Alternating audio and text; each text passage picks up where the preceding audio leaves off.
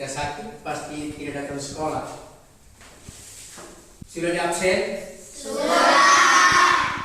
Ada yang tidak hadir? Ada. Berapa orang? 2. Dari lalu kita pokok cerita kita kali lalu yaitu Maria dan Elizabeth ya menanggapi rencana Allah. Anak Maria siapa? Yesus. Elizabeth? Hari ini kita akan berbicara pokok kita hari ini yaitu Yesus taat pada Allah. Sebelum kita mulai, saya mengajak kamu berdiri, kita berdoa. Dalam nama Bapa, nama Bapa dan Putra dan Roh Kudus. Amin. Kita melihat ini, Yesus taat pada Allah. Sebentar kita akan mendengar kitab suci juga, Yesus dicoba atau Yesus digoda. Dalam cobaan-cobaan itu nanti kita akan melihat bagaimana kita ya sering dicoba. Coba kita melihat ada satu cerita ya. Cerita bagus tentang kelinci ya, tentang kelinci, serigala dan pohon kuk. Pada satu pagi kelinci lapar sekali, lapar haus. Dia bangun, dia pergi makan wortel di pinggir hutan. Di dalam pohon kopi yang rindang, lihat ini. Ini kelinci masuk dalam pohon kopi yang rindang ini, serigala cari kiri kanan. Tidak dapat. Dia tidak mendapatkannya, padahal dia di dalam. Tapi begitu lama dia di dalam, dia sudah mulai rasa kelinci dan serigala dan pohon kopi. Nah, saya tanya, bagaimana perasaan kamu terhadap cerita ini? Bagaimana perasaanmu? Bagaimana perasaanmu terhadap cerita kelinci, serigala dan pohon kopi? Sedih. Perasaan sedih. Sedih terhadap siapa? Kelinci. Terhadap siapa? Kelinci. Ya, kasihan kelinci. Sedih, tetapi itu karena dia tidak bisa tahan terhadap godaan yang ada dalam dirinya. Dia digoda oleh daun kopi yang rindang dan lapar, dia tidak bisa tahan. Karena godaan tidak bisa tahan. Kalau kita tidak tahan godaan, maka kita jatuh ke dalam godaan itu, dan akibat dan buah dari godaan itu adalah dosa. Ada cerita dalam kitab suci yang tidak kalah menarik. Kita menceritakan tentang Yesus dicoba, atau di dalam Injil Matius,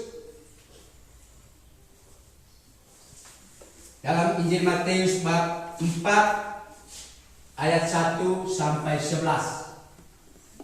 Saya bacakan, dengar baik-baik. Pencobaan di padang gurun. Di gereja kalau bacaan pertama kita menjawab apa? Syukur kepada Allah. Nah, kalau Injil diambil dari mana? Diambil dari. Lalu setelah imam membacakannya, kita menjawab apa?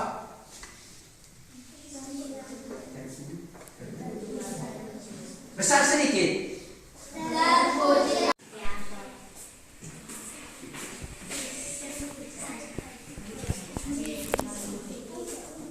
Kerjakan.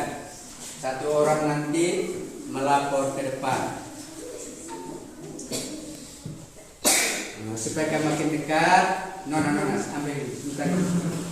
Ya, kamu masuk ke dalam, kamu punya kursi itu. Kamu dua kursi ke dalam supaya makin dekat. Kau ke sini sedikit. Masuk pintu.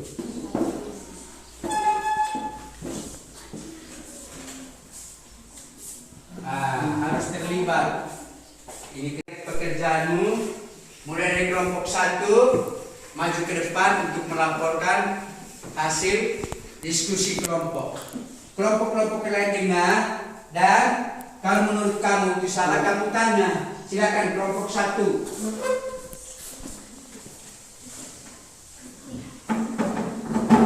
Baca baik-baik hasil diskusimu. Selamat pagi. Selamat pagi.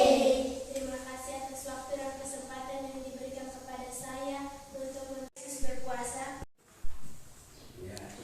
Mungkin ada kelompok lain yang mau bertanya tentang jawaban mereka. Ya, silakan duduk. Kelompok berikut. Mati di situ. Mati di situ.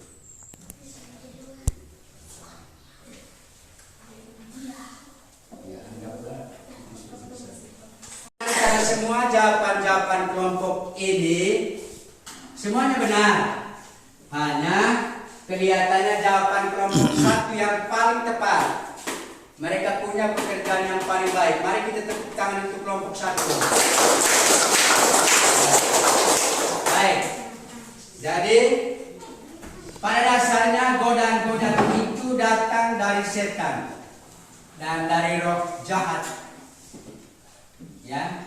Setan atau roh jahat selalu berusaha menghalang kita agar kita tidak melakukan perbuatan baik yang sesuai dengan kehendak dan rencana Allah.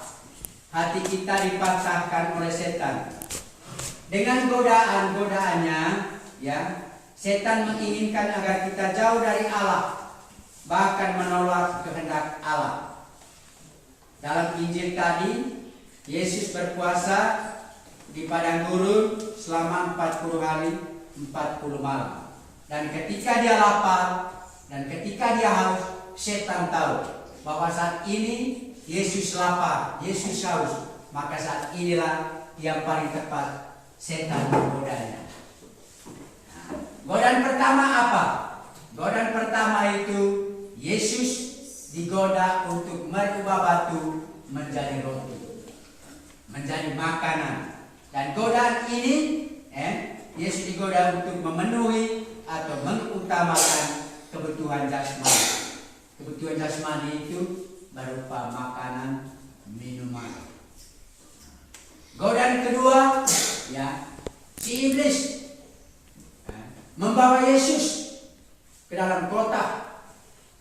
Dan terhadap godaan yang kedua ini, Yesus digoda untuk mendapatkan kesenangan dan kenikmatan. Dan godaan yang ketiga, ya, setan membawa Yesus ke atas puncak yang tinggi dan menyuruh memperlihatkan semua keindahan dunia ini. Dan Yesus, setan bilang, ini akan kuberikan kepadamu jika engkau menyembah aku. Maka Yesus marah, enalah engkau iblis.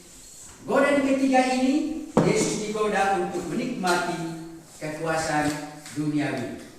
Nah, setelah ketiga godaan itu Yesus dihadapi, Yesus dilancarkan oleh godaan-godaan setan, tetapi terhadap godaan-godaan, upaya-upaya setan itu gagal.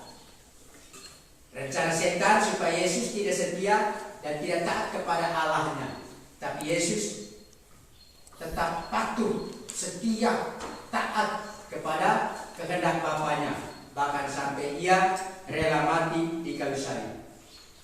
Dalam cerita tadi itu tentang kelinci. Lihat tadi godaan kelinci itu godaan terhadap makanan. Terlena dari makanan, akhirnya nyawa kelinci jadi taruhan. Jadi dalam hampir setiap saat dalam hidup kita, ya, godaan-godaan itu datang dari setan atau dari roh jahat.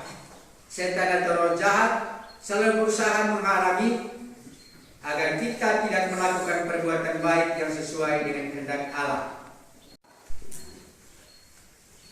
Kira-kira pelajaran kita hari ini sampai di sini dulu, ya. Mari saya mengajak kita untuk berdiri dan berdoa.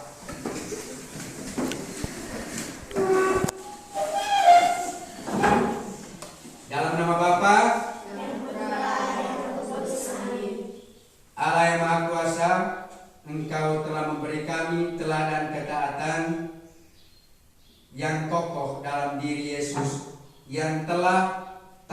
kepadamu sampai mati, bahkan sampai mati di kayu salib. Demikian juga engkau memberi kami seorang ibu Maria, ibu Elisabet, yang mentaati panggilan mereka dengan menjawab, aku ini hamba Tuhan, terjadilah padaku menurut perkataanmu.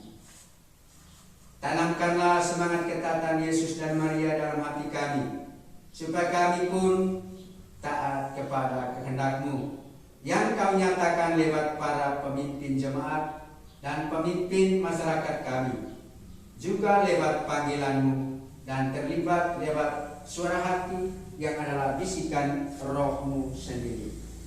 Semoga kami selalu taat mengikuti bimbingan Roh-Mu, agar kami jangan jatuh ke dalam dosa,